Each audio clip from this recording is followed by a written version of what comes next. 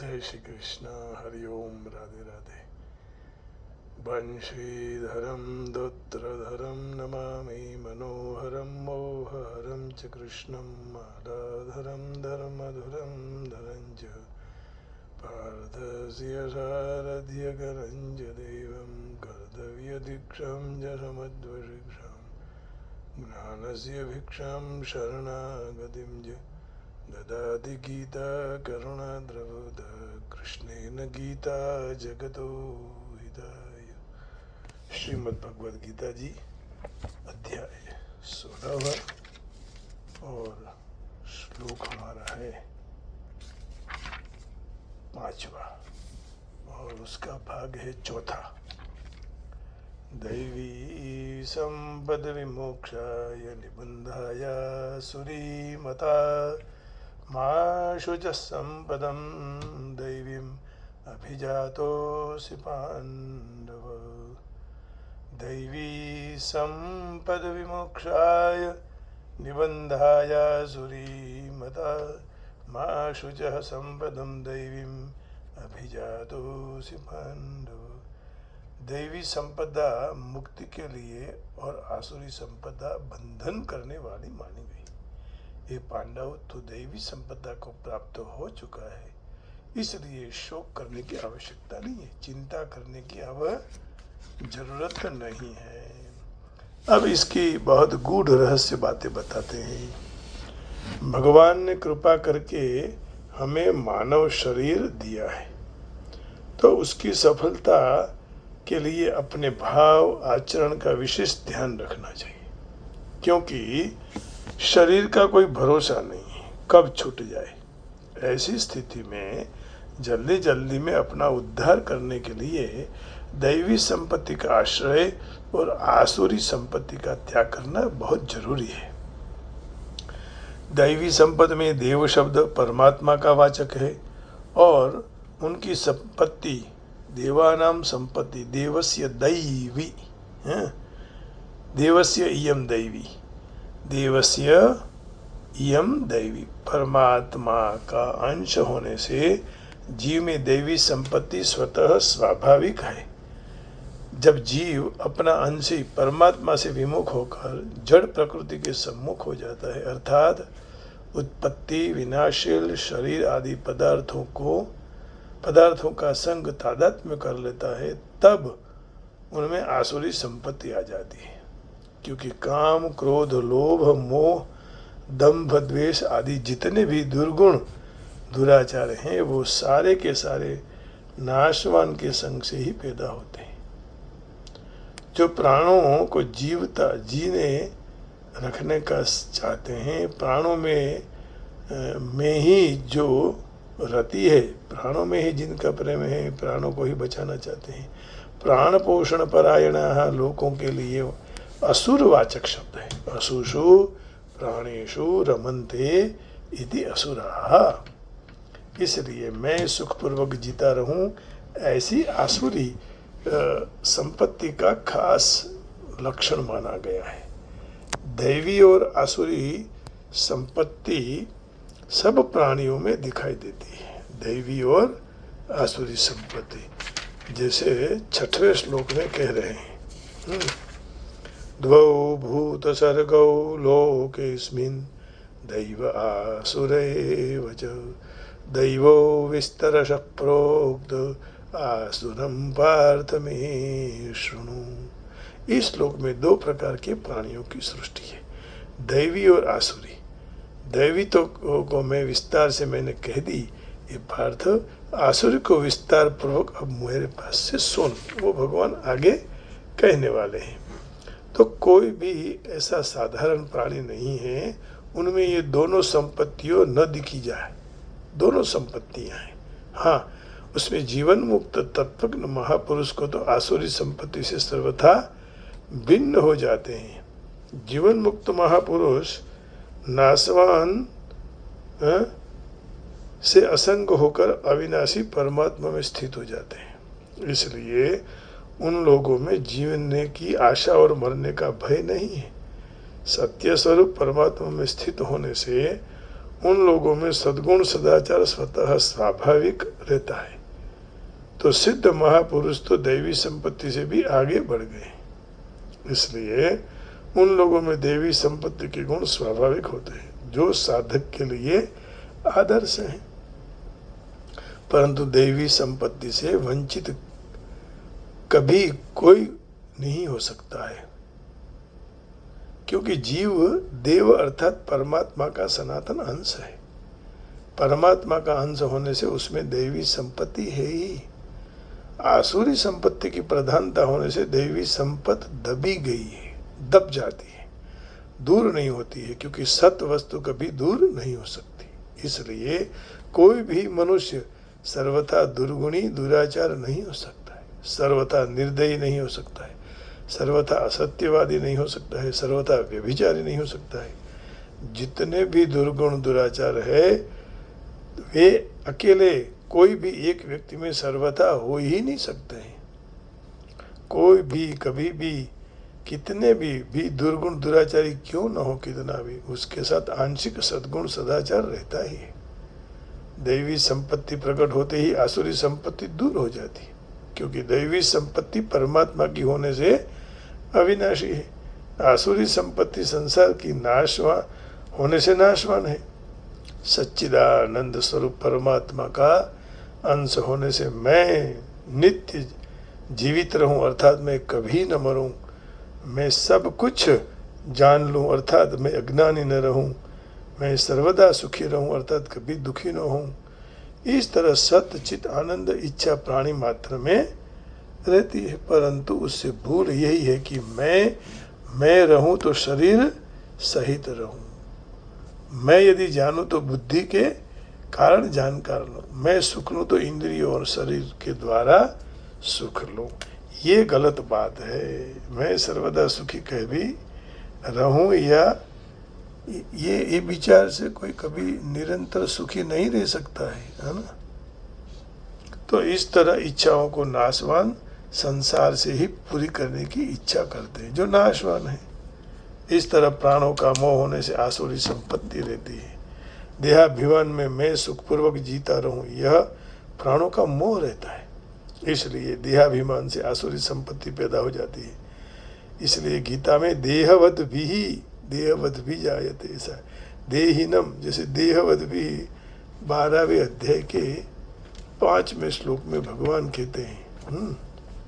12वें में 5वां श्लोक, देहवद भी जायते क्लेशोऽधिकतरस्तेषाम् अव्यक्तासक्तचेतसाम् अव्यक्ता हि गतिर्दुःखम देहवद्भिरवाप्यते।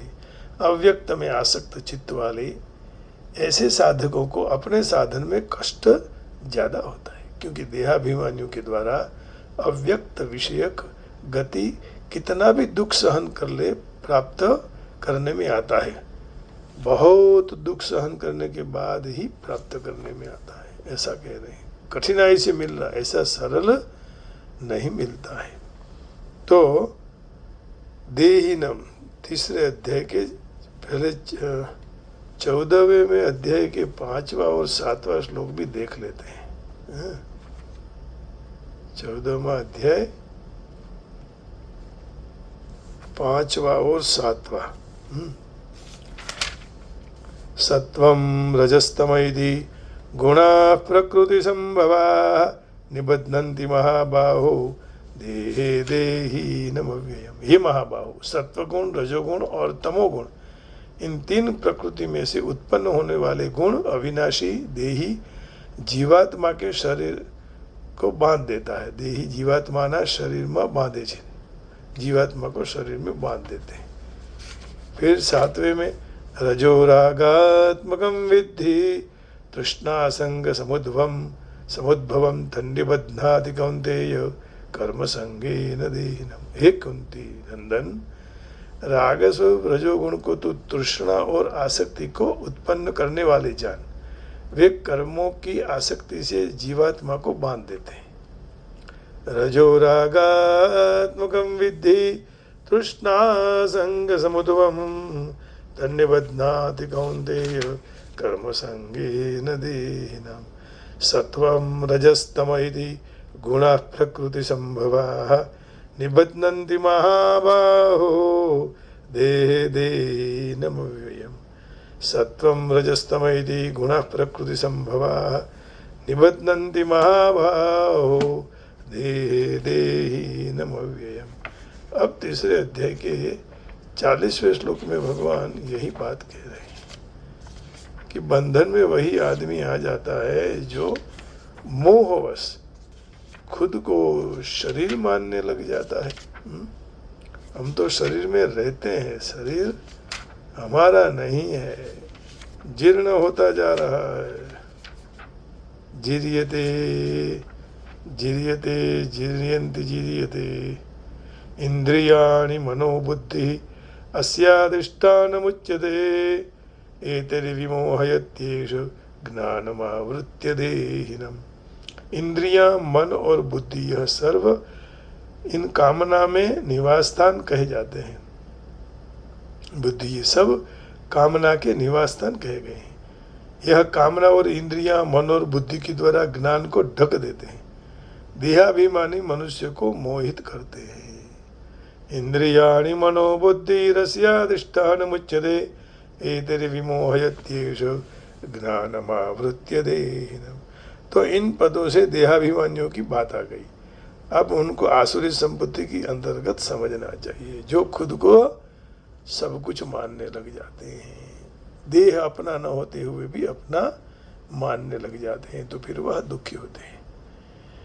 इसमें एक रहस्य बात यही है कि प्राणी में नित्य निरंतर रहने की इच्छा होती है, तो वह नित्य निरंतर रह सकता है। मैं मरूं नहीं ऐसी इच्छा होती है तो मरता भी नहीं।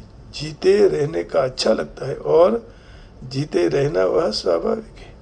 मरने से भय लगता है तो मरना उनका स्वाभाविक नहीं है। इसी तरह अज्ञान बुरा लगता है तो अज्ञान उनका साथी नहीं है।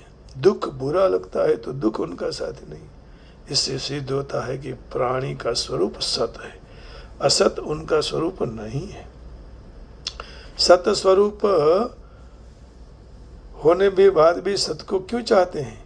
क्योंकि वे उनको नष्ट होने वाले असत शरीर आदि को मैं और हूँ मान लेते हैं और इसमें आसक्त हो जाता है। तात्पर्य यही हुआ कि असत का स्वीकार करने से खुद सत होते हुए भी सत की इच्छा होती है। जड़ता का स्वीकार करने से स्वयं ज्ञान स्वरूप होते हुए भी वह ज्ञान की इच्छा करता है। दुख रूपी संसार का स्वीकार करने से वह सुख स्वरूप होते हुए भी सुख की इच्छा करता है, परंतु उसकी पूर्ति असत जड़ दुख रूपी संसार के द्वारा चाहता है। ये गलत है, क्योंकि संसार के द्वारा इच्छाएं पूरी जरूर होती है लेकिन परमात्मा प्राप्ति की नहीं। हाँ, क्योंकि वो जड़ है ना। भगवत प्राप्ति केवल न केवल भजन से ही होती है, तत्व से होती है, आत्मा से होती है। शरीर साधन जरूर है, तो तादात्म्य के कारण शरीर को रखने की इच्छते हैं। बुद्धि ही ज्ञानी बनने की इच्छा करती है, शरीर से ही श्रेष्ठ और सुखी बनने की इच्छा करते हैं। अपना नाम और रूप को स्थायी रखने की इच्छा रखते हैं। अपने नाम तो मरने के बाद भी स्थायी रखने की इच्छा करते हैं। इस तरह असत के संग से आसुरी संपत्ति आती है। ऐसी तरह असत के संग का त्याग करने से आसुरी संपत्ति नष्ट हो जाती है और दैवी संपत्ति प्रकट हो जाती है। जब सत्संग, स्वाध्याय आदि के द्वारा मनुष्य को परमात्मा प्राप्ति करने का विचार आता है तो उनके लिए दैवी संपत्ति धारण करने की इच्छा रखते हैं। दैवी संपत्ति को वह कर्तव्य रूप उपार्जित करते हैं।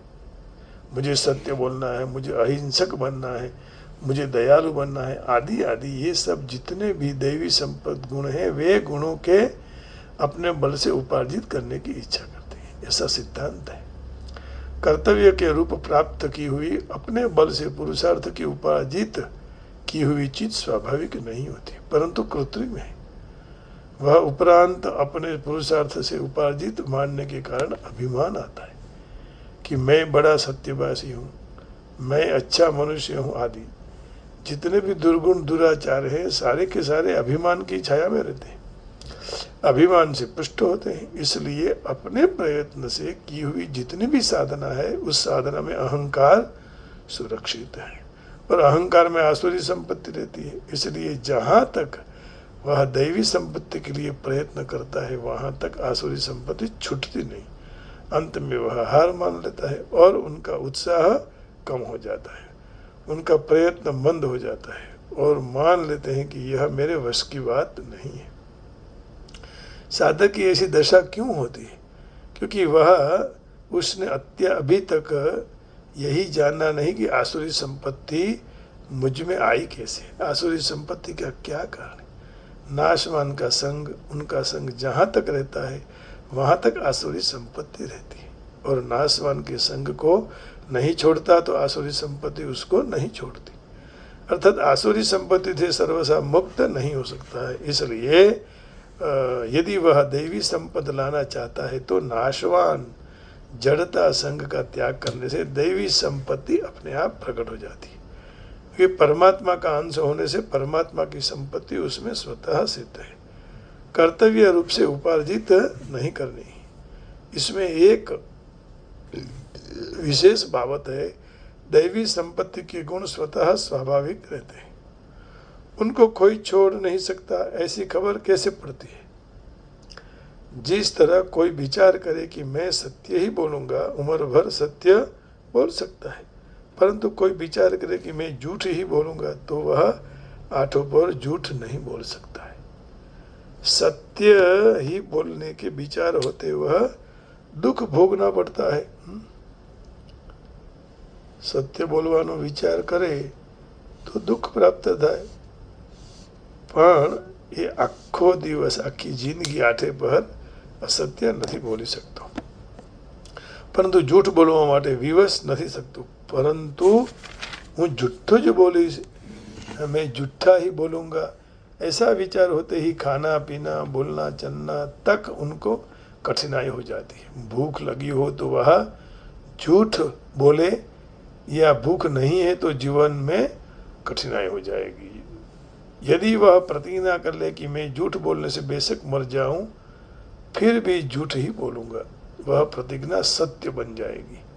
इसलिए यह तो प्रतिज्ञा भंग होने से सत्य आ जाएगा या प्रतिज्ञा सत्य हो जाएगी। सत्य कभी छूटता नहीं क्योंकि सत्य मनुष्य मात्र में स्वाभाविक है।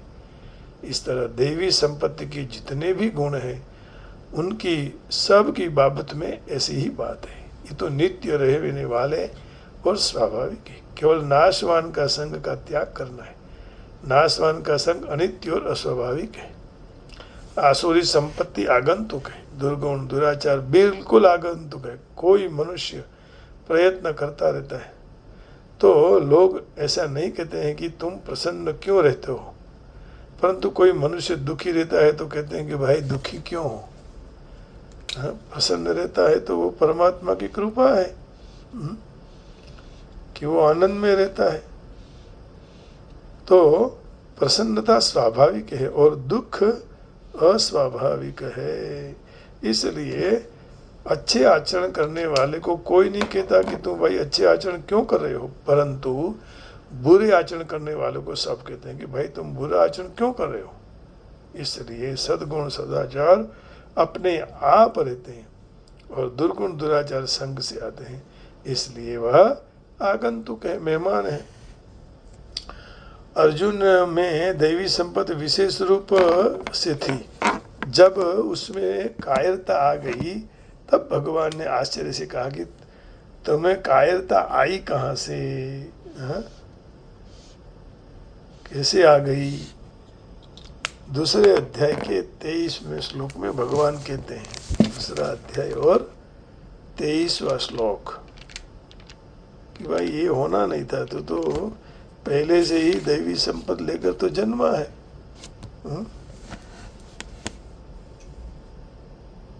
दूसरे अध्याय का दूसरा और तीसरा है। 23वां तो आत्मा का लक्षण है, नैनम छिंदन्ति शस्त्राणि नैनम दहति पावना। ये है ना। श्री भगवान उवाच कुतस्त्वा कश्मलमिदं विषमे समुपस्थितम् अनार्यजुष्टमस्वर्ग्यमकीर्ति करम अर्जुन। श्री भगवान बोले, हे अर्जुन, इस विषम अवसर पर तुझे यह कायरता कहाँ से प्राप्त हुई कि जिसका श्रेष्ठ पुरुष सेवन नहीं करते हैं? क्योंकि न तो स्वर्ग देने वाली है और न तो यश देने वाली, कायरता कहाँ से आई?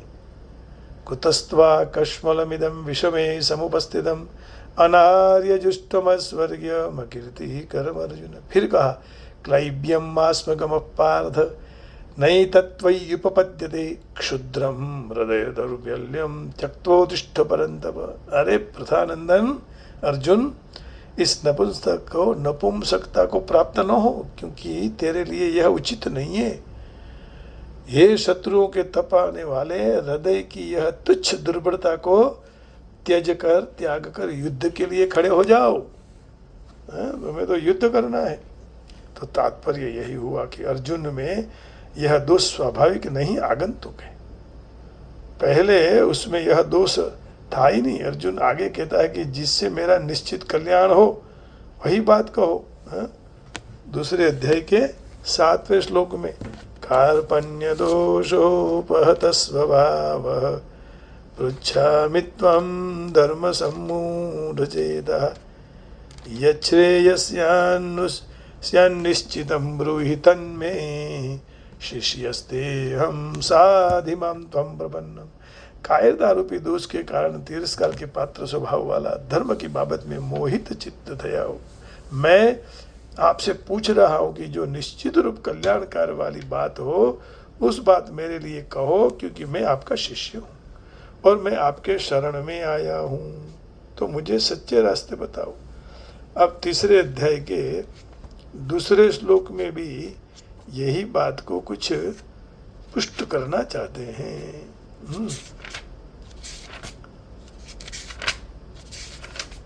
तीसरा अध्याय श्री भगवान उवाच। दूसरा व्यामिश्रेणेव वाक्येन बुद्धिं मोहयसीव मे तदेकं वद निश्चित्य येन श्रेयो ममाप्नुयाम्। व्यामिश्रेणेव वाक्येन बुद्धिं मोहयसीव मे तदेकं वद निश्चित्य येन श्रेयो हमाप्नुयाम्। भगवान को कहा कि तुम इस कर्म में हमें जोड़ रहे हो, क्यों जोड़ रहे हो? युद्ध रूपी घोर कर्म में। तो आपके ये मिश्र वचन से मेरी बुद्धि को जाने मोहित हो रही है, मोहित कर रहे हो। निश्चित करके एक बात को कहो जिससे मैं कल्याण को प्राप्त हूँ। और फिर 5वें अध्याय के पहले श्लोक में अर्जुन और अपने कल्याण के लिए कह रहा है कि प्रभु ऐसा रास्ता दिखाइए। अर्जुन उवाच संन्यासं कर्मणं कृष्ण पुनर्योगं च संशसि यच्छ्रेय एतयोरेकं तन्मे ब्रूहि सुनिश्चितम। हे कृष्ण, मुझे एक तरफ कर्मों के संन्यास की, त्याग की, और दूसरी तरफ कर्मयोग की प्रशंसा कर रहे हो। इन दोनों साधनों में से जो एक निश्चित रूप से कल्याणकारी हो मेरे लिए वही आप कहो। तो युद्ध के प्रसंग में भी अर्जुन में मेरा कल्याण हो जाए ऐसी इच्छा थी। इससे यह प्रतीत होता है कि अर्जुन के स्वभाव में पहले से ही दैवी संपत्ति थी, नहीं तो उर्वशी जैसी अप्सरा को वह कैसे ठुकरा सकता है? वो कोई मामूली मनुष्य का काम नहीं है कि ऐसी चीज़ों को वह ठुकरा दे। सामान्य जन को देखकर लोग आकर्षित हो जाते हैं, इंद्रियां परेशान कर देती है। तो वो सोच रहा है कि मुझे दैवी संपत्ति प्राप्त है या नहीं, मैं उसका अधिकार है या नहीं। इसलिए उसको आश्वासन देते हुए भगवान कहते हैं कि अब तुझे शोक करने की जरूरत नहीं है, तो दैवी संपत्ति को प्राप्त हो चुका है। माँ शुचः संपदम दैवीम अभिजातोसि पांडव। इसी श्लोक की चर्चा दैवी संपत्ति मोक्षाय निबंधाय सुरीमता माँ शुचः संपदम दैवीम अभिजातोसि पांडव। तो सत चेतन और असत जड़ के तादात्म्य से अहम भाव पैदा हो जाता है। मनुष्य शुभ और अशुभ कोई भी काम करे तो अपने अहंकार के लिए करता है, उसके कारण करता है। जब वह परमात्मा के मार्ग पर चलने लग जाए तो उसके अहम भाव में सत अंश की प्रधानता हो जाती है। जब संसार तरफ चलता है तब उसके अहम भाव में नाशवान सत अंश की प्रधानता होती है। सत अंश की प्रधानता होने से वह दैवी संपत्ति का अधिकारी कहा जाता है, और सत अंश की प्रधानता होने से उसका अनधिकारी कहा। असत अंश को दूर करने के लिए मानव शरीर मिला है, इसलिए मनुष्य शरीर निर्वण नहीं है, पराधीन नहीं है, सर्व तरह से समर्थन है, स्वाधीन है। नाशवान सत अंश तो सबका दूर होता ही रहा है ना। तो यह शरीर केवल भोग के लिए नहीं है, परंतु उसके साथ संबंध चालू रखता है, यही भूल हो जाती है। नाशवान के साथ संबंध चालू रखने के कारण आसुरी संपत्ति का सर्वथा अभाव नहीं होता है। अहम भाव नाशवान असत के संबंध से होता है, असत का संबंध दूर होते ही अहम भाव दूर हो जाता है। प्रकृति के अंश से पकड़ने से ही अहम भाव है। अहम जड़वत चेतन, अहम में जड़ चेतन दोनों है। तादात्म्य होने से पुरुष को, चेतन को जड़ की साथ अपने एक मान लिया है। भोग पदार्थों की सारी इच्छाएं सत अंश में ही रहती है, परंतु सुख दुख के भोक्तापन में पुरुष केवल निमित्त बनता है। पुरुष सुख दुखानां भोक्तृत्वम हेतु उच्यते।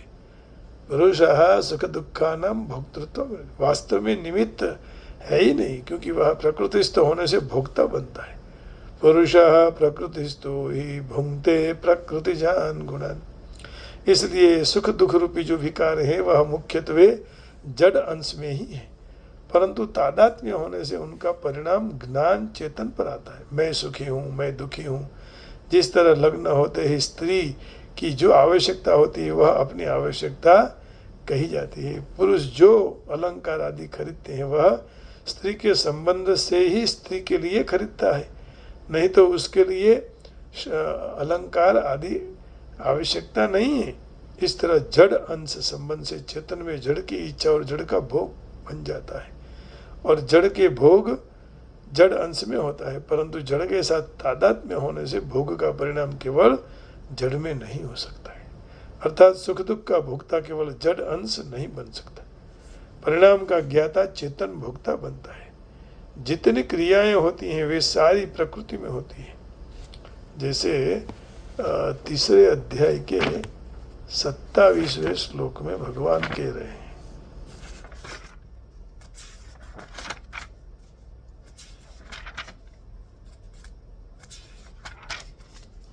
प्रकृते क्रियमाणानि गुणैः कर्माणि सर्वशः अहंकार विमूढ़ात्मा कर्ताहमिति मन्यते।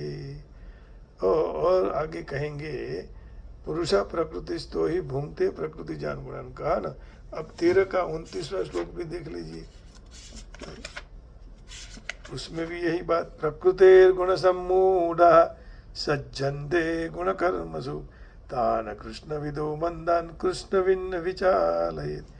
प्रकृति के गुणों से अत्यंत मोहित हुए अज्ञानी मनुष्य गुण और कर्म में आसक्त रहता है।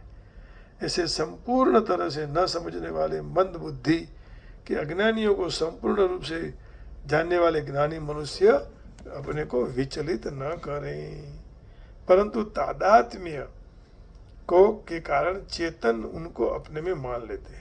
तो मैं करता और तादात्म्य चेतन परमात्मा की इच्छा में चेतन की प्रधानता और जड़ संसार की इच्छा में जड़ की प्रधानता रहती है। जब चेतन की प्रधानता रहती है तब दैवी संपत्ति आती है, और जब जड़ की प्रधानता रहती है तब आसुरी संपत्ति आती है। जड़ के साथ तादात्म्य रहने से रहते हुए भी सतचित और आनंद की इच्छा चेतन में ही रहती है। संसार की ऐसी कोई इच्छा नहीं है। यह 3 सदा रहना, सर्व कोई जानना, सदा सुखी रहना, इच्छाओं में शामिल न हो, उनसे भूल यही होती है कि इच्छाओं की पूर्ति जड़ संसार के द्वारा करने की इच्छा करते हैं। सारी इच्छाएं भगवान के द्वारा पूरी हो, यह भाव होना चाहिए। तो आज यहाँ चौथा भाग को विराम कर देते हैं, कल 5वां भाग पूरा करेंगे। इस श्लोक दैवी संपद विमोक्षाय निबंधाय सुरीमता मा शुच संपदम दैवीम अभिजातो श्री पांडव। તો દૈવી સંપદ, the divine endowment has been recognized as conductive of liberation, and the dominic one is leading to bondage. Grieve not, Arjun, for you are born with the divine propensities. तुम तो यही लेके पैदा हुए हो, फिर क्या चिंता, फिर क्यों ऐसा कर रहे हो, क्यों डर रहे हो?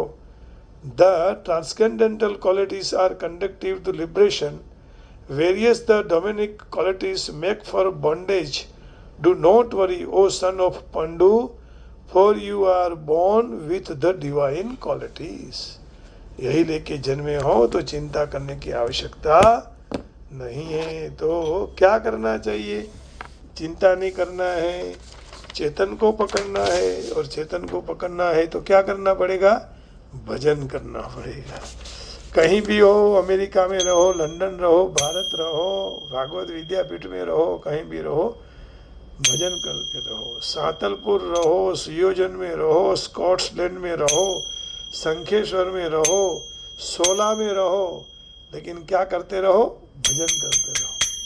चरण कमल में चितड़ा मारा राखजो वाला, मारे तारो एक आधार जो, संत सुजन नो संग कदी न त्यजावजो, बढ़तू हयो ठरवानु एक ठाम जो, वाला मारे तारो एक आधार जो, चरण कमल मा चितड़ा मारा राखजो, वाला मारे तारो एक आधार जो, हयो हर निस नाम टण कर तू रहे, हयो हर निस नाम रटन कर तू रहे, नयनो सामे मोर मुकुट घन श्याम जो, वाला मारे तारो एक आधार जो, चरण कमल मा चितड़ा मारा राखजो, सदपंथ राखी सदवर्तन आपजो, सदपंथ राखी सदवर्तन आपजो, मुखड़ा मार निस रहे तार गान जो, वाला मारे तारो एक आधार जो, मुखड़ा मार निस रहे तारो गान जो, वाला मारे तारो एक आधार जो, मानव तन आवीने जे कृपा करी, मानव तन आपीने जेते कृपा करी, एवी कृपा नाथ अहो निशराक जो, वाला मारा तारो एक आधार जो, चरण कमल मा चितड़ा मारा राखजो, एक तमारा बिन इच्छा न कोई रहे, मोहन अंत समय मा करजो न्याल जो, भला मारे तारो एक आधार जो, चरण कमल मा चितड़ा मारा राखजो, मारे तारो एक आधार जो, मारे तारो एक आधार जो, मारे तारो एक आधार जो। कृष्ण कन्हैया लाल की जय। आप सबके हृदय में बैठे हुए परमात्मा को प्रणाम करके वाणी को विराम देता हूँ। जय श्री कृष्ण, हरिओम, राधे राधे, जय योगेश्वर, ओम नमो नारायण, जय गिरनारी, राम राम जी, ओम नमः शिवाय। राधे राधे राधे, राधे राधे रटो।